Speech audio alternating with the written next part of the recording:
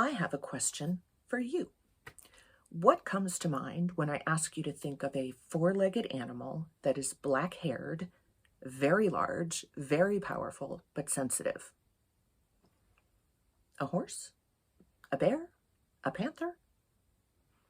I was actually trying to get you to think of a Great Dane, but you couldn't know that for sure from the data that I presented, right? And if you're not familiar with Great Danes, well, why would you ever think of one? See, we're not passive recipients of data that we are presented. No, we are actively trying to make meaning, make sense of things. And we use our prior knowledge, our beliefs, our assumptions. These are what psychologists call schema, to help us make sense of new information, novel information, things we've never seen before. Depending on how we present information, we can activate different schema in our audiences. So when you communicate with data, you need to ask what schema are likely activated by these data. And fun fact, stereotypes are schema.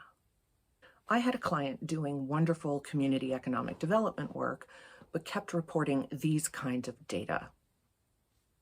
I said, we're going to stop doing that now because I'm pretty sure these data are going to reinforce stereotypes about poor people, about single moms, and also reinforce racial stereotypes because there's nothing here to bring to light or to explain the economic conditions that actually drive poverty.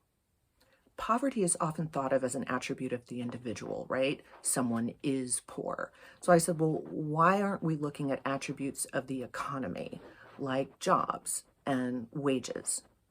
So I dug around and found some interesting data. Of all the major categories of occupations, only 3 had mean hourly wages that were above a livable wage. Those represent only 18% of all jobs in this city.